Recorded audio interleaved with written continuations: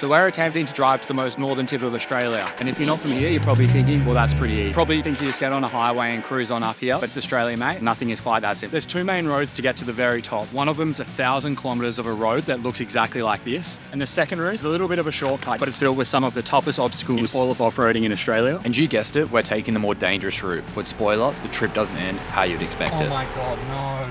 That is our challenge, to try and conquer one of the most famous off-roading adventures in all of the world and make it to the most northern tip of Australia without breaking the car or ourselves in the process.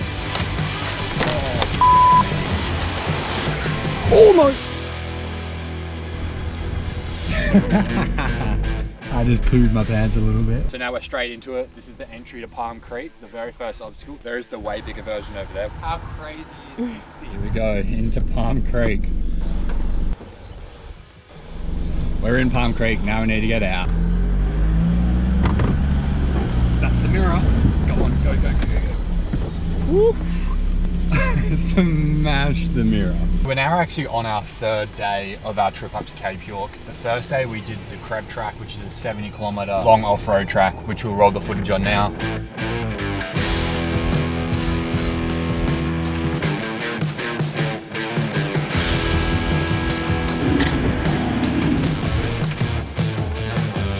Yesterday was a bit of a boring day. We did 630 Ks of driving on a sealed road and unsealed road just to get to the beginning of the Old Telly. So we finally made it to our first crossing of the Old Telly. It's called the Lunty River, flowing at the moment. It's also just started raining, so hopefully that doesn't stick around for too long. Another thing that makes coming up here pretty scary, there's sections of Cape York that light on fire pretty much every year, and you can see this bit here, so you have to be on it. If you can see smoke coming, you might have to get out in a hurry. You know how we're just talking about fire, not wanting to get stuck out here in a bushfire? Well, funny enough, that's not a cloud, that's a fire. With the fire in the distance, we keep heading north, monitoring whether it's getting closer to us or not. So we've just arrived at not the hardest, but definitely the scariest obstacle on all of the Telegraph Track, Gunshot Creek, nicknamed Gunshot. I would love to have had a crack. Right now it's pretty crazy, but we have no one to winch off, and there's a massive mud pit at the bottom, and I'm not sitting there digging for 10 hours. Might be cropped, but you can see. So I'm going the most pussy line there is, because I have no one to pull the winch rope for me if I get stuck in there. That's what happens when you drive places solo. And straight into the exit. It's a bit undulating, so it's going to be hardly any traction in the old IFS, but hopefully we'll make it through. Wheel lift. Another wheel lift. That was crazy. So now we've finally made it to Cockatoo Creek, but we're really gonna have to get a move on if we want to make it to our campsite before it gets dark. We're rolling down now into Cockatoo Creek. Pretty cool little crossing, and then the exit section looks insanely soft. The view behind on the left is next level. Oh, that was deeper than I thought. I'm gonna be giving it some right boot to get up this section. And I've zoomed it.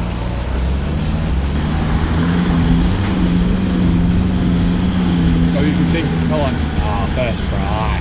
Go the BT50. I just started pulling the tree down. All the max tracks are stuck now. We've covered about 6 or 7 Ks now, and we've come to this weird flooded plain. Oh, it's deep. It is deep. Oh my God, it is deep. It is so deep. Oh my goodness. It was so much deeper than I thought. That was spooky.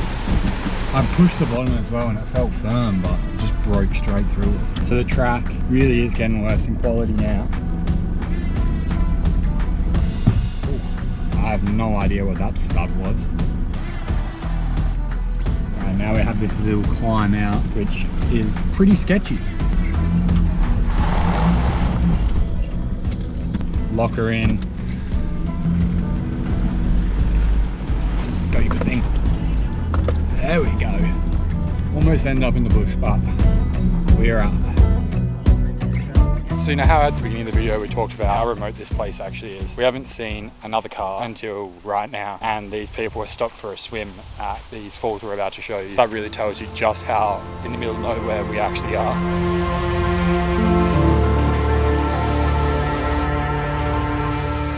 Probably not going to be able to hear anything I'm saying, but how sick is this spot?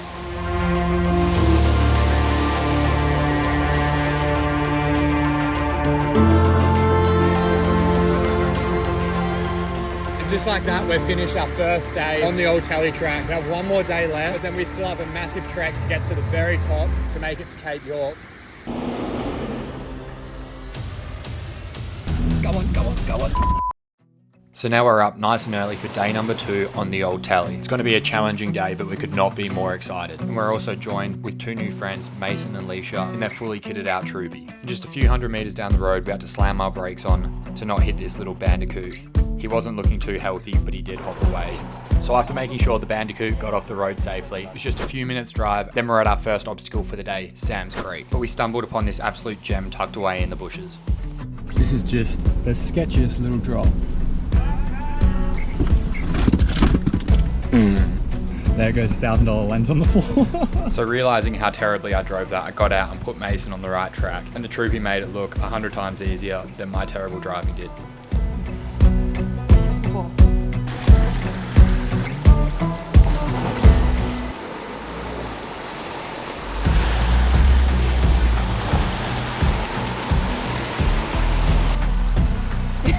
Way cool.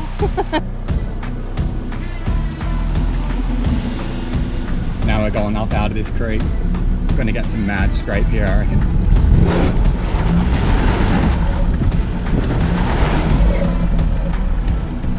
Bit of right boot.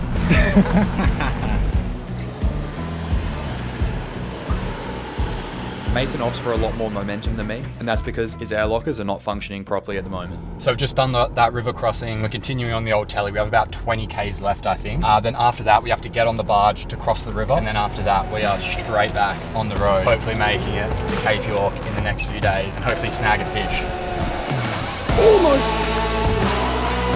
As we make our way up to Cannibal Creek and we've done a good chunk of the Tele now, we really are starting to realise how much of a playground this place is, and in the wet season, how much water it must hold.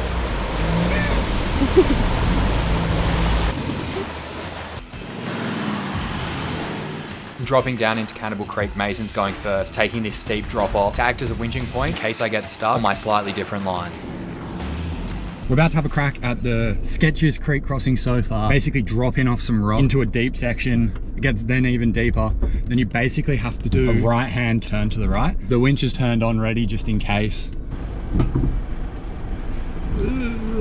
That was sketchy. Seatbelt on, windows down.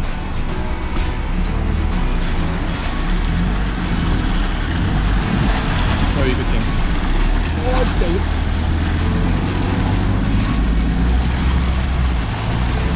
Oh, we made it. Yes. Now that we've crossed Cannibal Creek, it's time for the troopy's first real challenge without any lockers.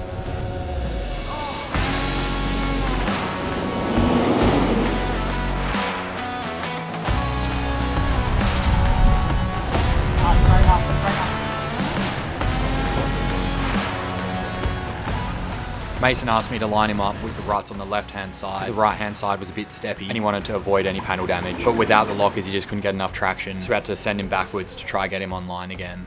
But first we packed a few logs so he could have another shot at trying to bump over the rut. But then that just put him in a worse situation, even closer to the big bank where he's going to get panel damage. And then ultimately ended up getting too close and just had to reverse through the bank. And after some scratch to his bar work, bending all the pins on his Maxtrax table, and a quick conversation, we chucked him on a new line.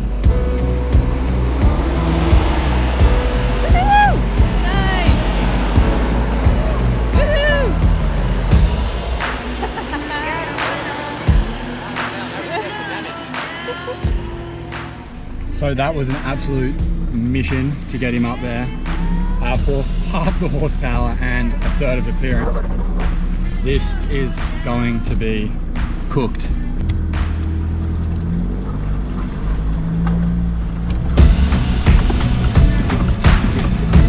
Go on, go on, go on.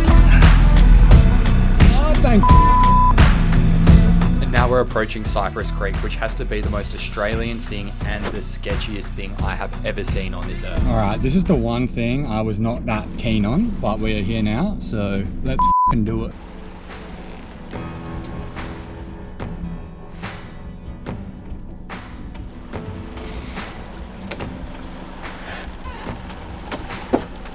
Oh, me.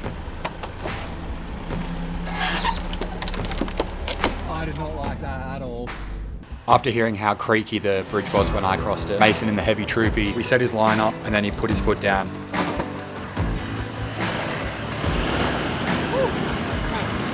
So we've only managed to cover about 12 Ks, 3 or 4 hours. Track's just way tougher, got a lot more obstacles. We're not done yet, we still have, I think, the biggest river crossing of the trip ahead of us in the distance. Hopefully we get through that fine, and then we'll be continuing on to the top. We just made it to Logan Creek and it's our next big obstacle. The options are sketchy steep drop or a really big, long and deep river crossing. Mason is going to have a crack at one of these drops and I'm trying to decide whether I do the same or if I go for the creek crossing.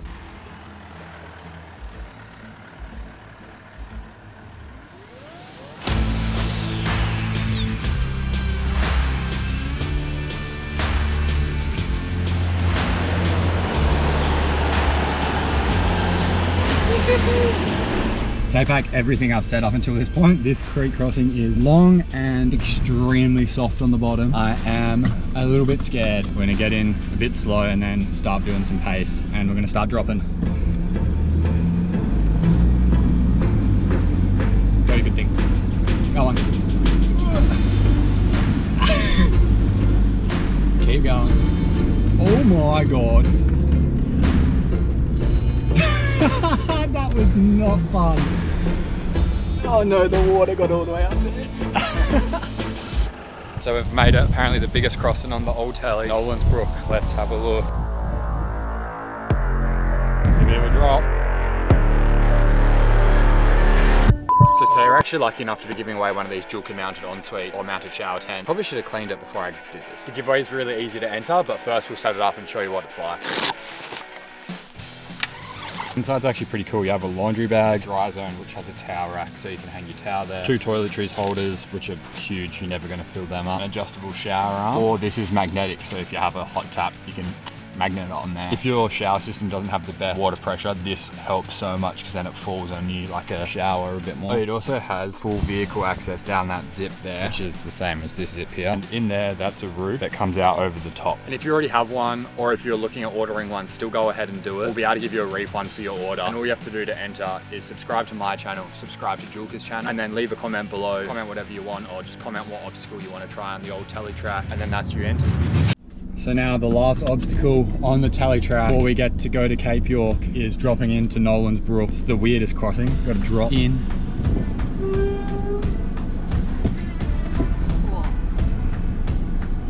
Oh, we're in the water.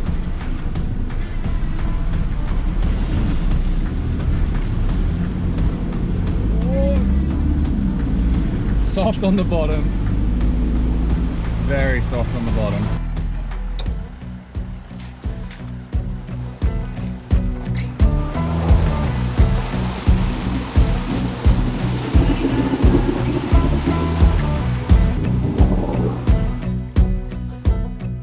Just on the left of Nolan's Brook is this cool little swimming hole.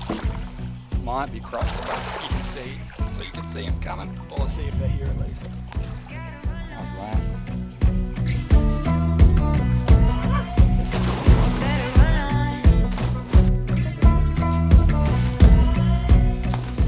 If you're ever doing this yourself, camp here, Nolan's Brook. Just here, you'll be able to find it pretty easy.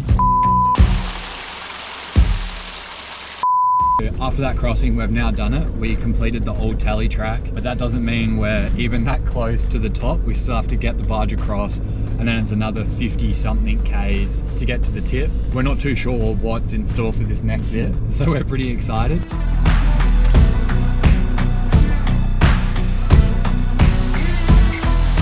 The worst part about the ferry is it actually took, maybe 15 to 20 seconds to get across, and that's $120. Oh my goodness. I finally paid a bit of tax for doing the tally. These lights will not turn off. I've tried everything. I thought maybe because the car door's open, turn the lights on and off, high beams on and off. They're just permanently on. I pulled the fuse for the light and then they turned off. So the only thing I'm thinking, I'm not 100% sure, relay maybe. The relay's faulty and that's what's making it stay on. I just have to pull the fuse every night when the car's turned off, which is... So kick back and set up camp at Loyalty Beach, pumped for another day of exploring Cape York. We're also looking forward to wetting a line after we got word that there were some good fish around.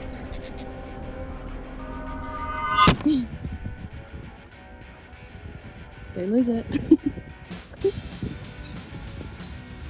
Oh, it's foul hooked, that's why.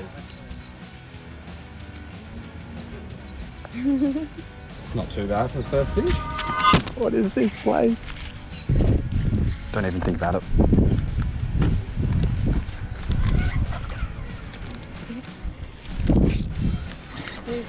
Danny, there.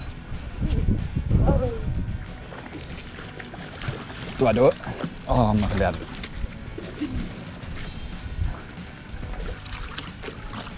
Oh, it's gonna snap. Yoo-hoo.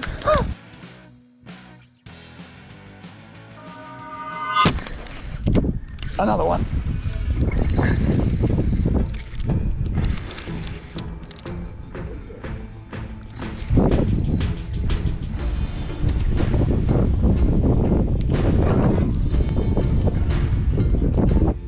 This one's bigger.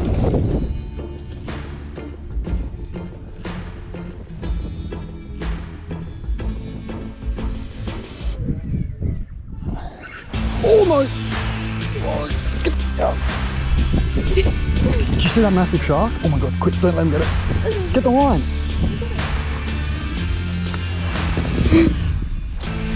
Holy, that was a big shark.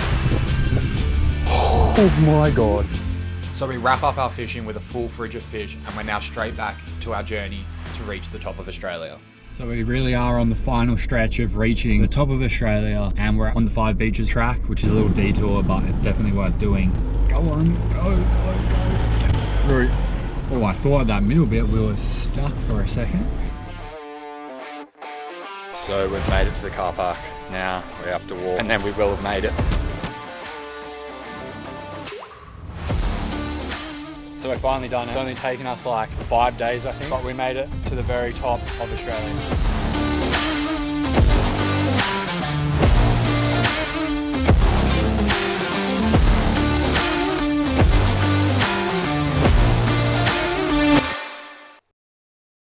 And then now we're making our way back and hopefully going to get on the Frenchman Track today, which is going to be, from all accounts, pretty crazy, entering and exiting the 2 main rivers. So let's go do it.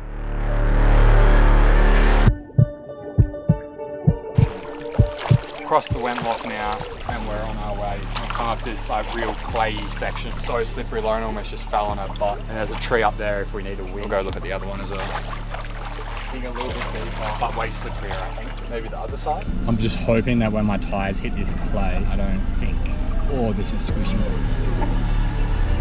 Oh, I have no idea what that was. We're going for a winch because I don't really want any panel damage. That's a bit sketchy. It's going to pull me into the bank a little bit, but I reckon we'll be able to make it work. The spot's marked on wiki camps as a clay crossing, so you'll be able to find it. We're back. Time to winch. Oops. Aha, car not in gear. What an idiot.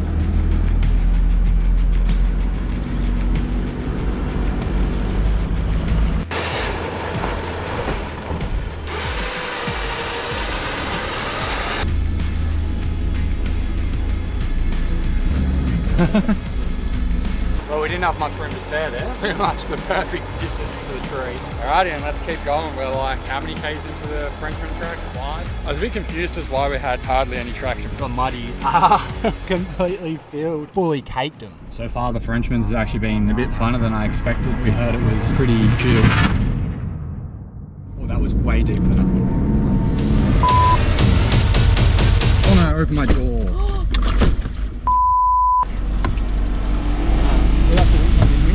I'm literally swimming. There's so much water in here. Under the water.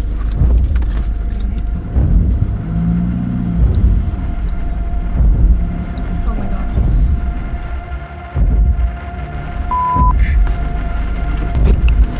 I just started pulling the tree down. I need another winch spot. Where's a good tree?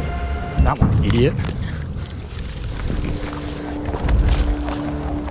The water is like getting up. Yep, this one it is.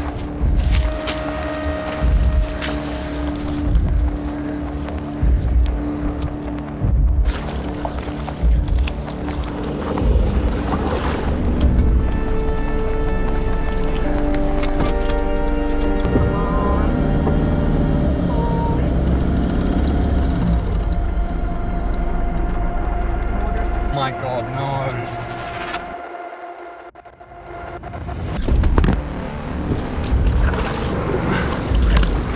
Pop the bonnet. Loz, try let rope out. Out.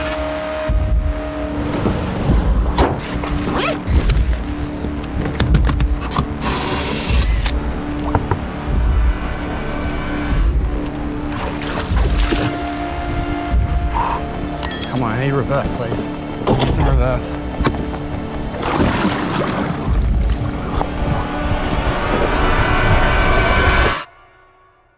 So right now you're probably thinking, what the hell is happening? Here's a short explanation. Before the trip, we had someone move the winch control box after I had some issues with some other wiring in the car. The apprentice majorly messed up the wiring, so as soon as the winch started to work hard, something blew and the dash lit up. Well, we've been at it for like an hour. Look at how shallow it is. There and there, the chassis, everything is stuck. I've tried putting every tree I can find under them. All the max tracks are stuck now. I can't dig because every time I dig, it just eventually blows straight back in there. So we've tried this GPS thing on your phone and apparently someone's coming, but no idea how long that's going to be. Oh, and I know how funny it is whenever you see someone's car swimming. That's our house. Now full of water. I don't even want to look at what the back's going to look like with the battery. Back to it, I guess. So at this stage, the police were notified through satellite text, but we're still a few hours away from even leaving to come and help us. But somehow I'd figured out the winch was not broken, and by experimenting, I managed to get it to work by bridging a new wire directly to the winch terminal. So I modified the wiring, and in the process, the terminal was bumped by my hand and the engine shut off completely. Now we are And it's at this moment, once the car's shut off, that we realise that all the lights up on the dash are all for the accessories. And yes, that means the starter motor as well. And now total, about 4 hours later, a couple rocked up on their trail bike. And after explaining what had happened to the winch, she started looking at the positive terminal and she just wiped her finger over this black bit of plastic that was covered in dirt and she revealed the problem.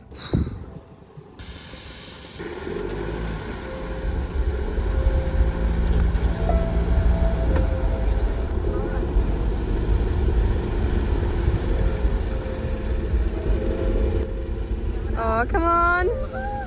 Come on, little cup.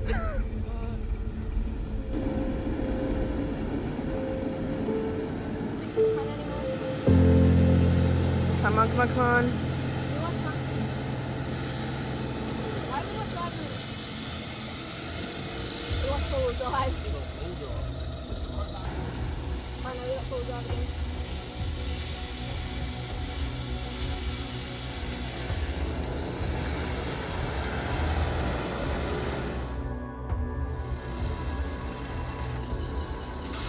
Oh my god.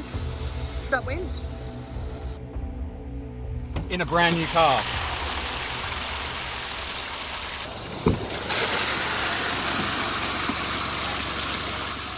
So we figured out the problem. Obviously you've seen us just get out. I'm going to show you why the car wouldn't start. The little fuse was so covered in dirt I couldn't even see that there was actually a bit of plastic there for a fuse, and that thing is completely snapped. So I've got a bit of wire in there. I think it is 15 amp wire and it was only a 10 amp fuse, and for some reason someone wired the winch, I got it rewired, not me, to the other side of that fuse. So every time we turn the winch on, we're having a little bit of problems. And we just thought maybe there was some dicky wiring somewhere. And it turns out that that fuse was obviously getting overloaded. And the car was still running, but as soon as I took that thing off and it clunked out, the fuse obviously completely blew with it. We've got to hopefully be able to get somewhere off this track and into the next town. And hopefully that wire doesn't light on fire. So watch us get out of this track in probably two-wheel drive.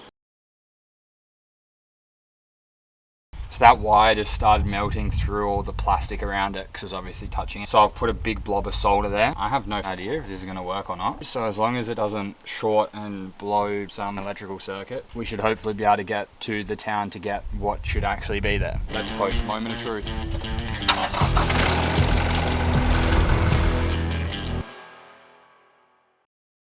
So we've just been driving again, and then all of a sudden a light has come on, which is like a little, look like a little pan. So we opened our book that was on the floor, so it's full of water.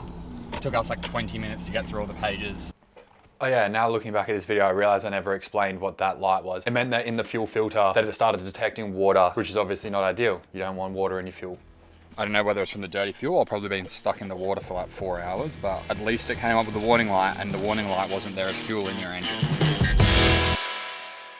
So that was fun. Fixed the fuel filter. The solder I had didn't break. I don't know, it just wasn't working. And then I pushed too hard with the screwdriver and snapped the whole plastic that was holding the fuse. We had some winch cable left, so just looped that around. And then back seat, which we don't have because they're not in there, decided to start beeping. Every time we went over 10 k's an hour, it was like bing, bing, bing. And hopefully that dirty fuel thing doesn't come on again after we pumped it and cleaned it.